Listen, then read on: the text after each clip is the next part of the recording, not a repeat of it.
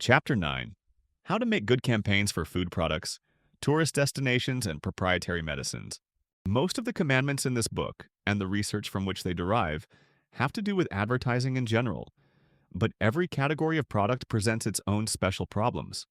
When you advertise detergents, for example, you have to decide whether to promise that your product will wash whiter or cleaner or brighter.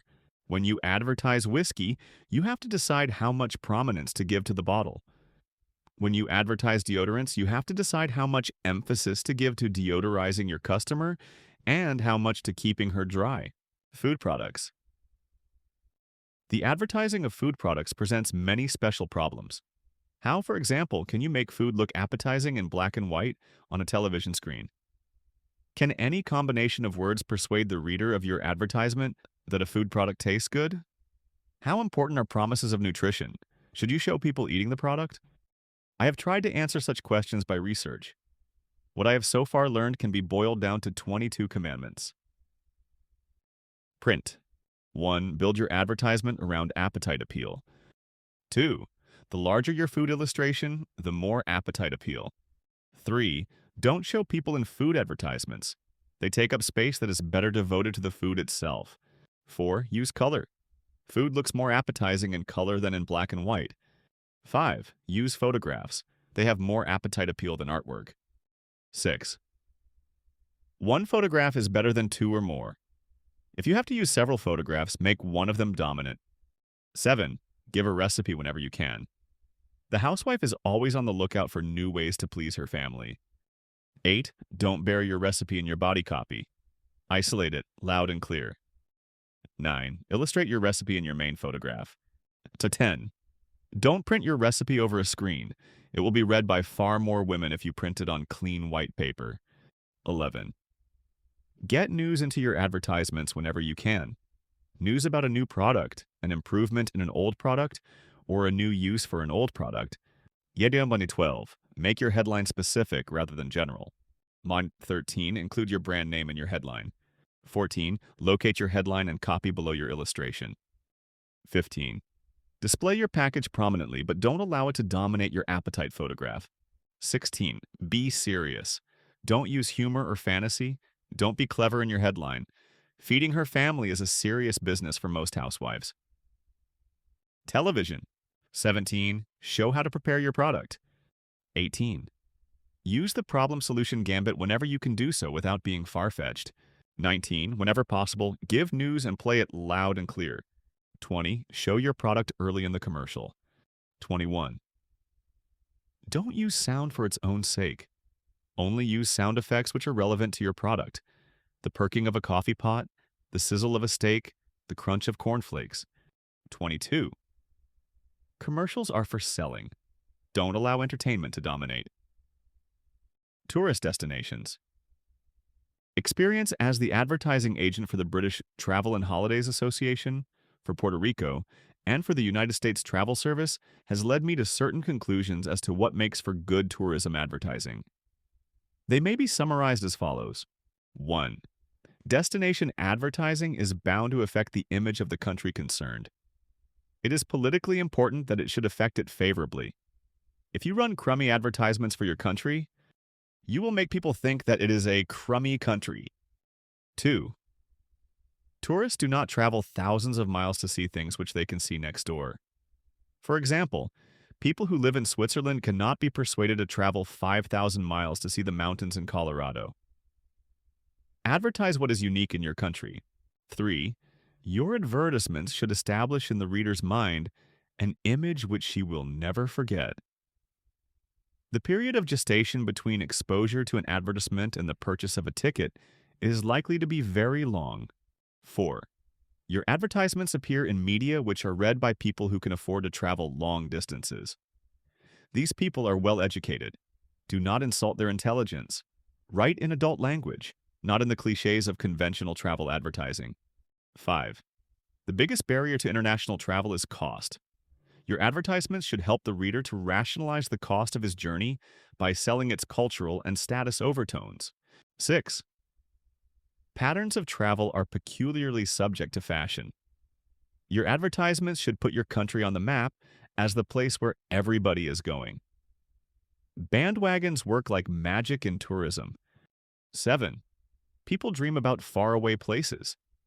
Your advertisements should convert their dreams into action, transforming potential energy into kinetic energy. This can best be done by offering the reader specific how-to-do-it information. A combination of mouth-watering photographs and specific information has brought the best results for British, American, and Puerto Rican tourism. 8. Beware of esoteric subjects. They may interest the nationals of the country sponsoring the campaign, but the foreign tourist, the customer, is out to collect cliches. My Come to Britain advertisements have been conspicuously successful, but they have been subjected to a drumfire of criticism in the British press. The charge against them is that they damage British prestige by projecting an antique image. Too many thatched cottages, too much pomp and circumstance. I am rebuked for creating the impression that England is a bucolic little kingdom, living on the glories of an ancient past. Why don't I show England as she really is?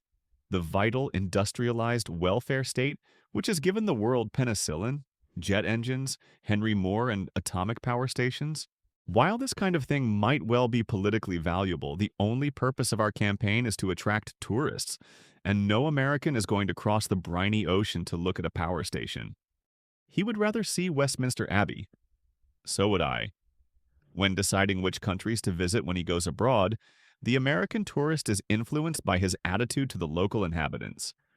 My surveys show that he expects the British to be polite, cultured, honest, straightforward, clean, and moral. But he also expects them to be aloof, pompous, and doleful. So, in our advertising, we do our best to correct the disagreeable aspects of this stereotype by writing about the friendliness of English people. I have been surprised to find that American tourists do not travel on their stomachs.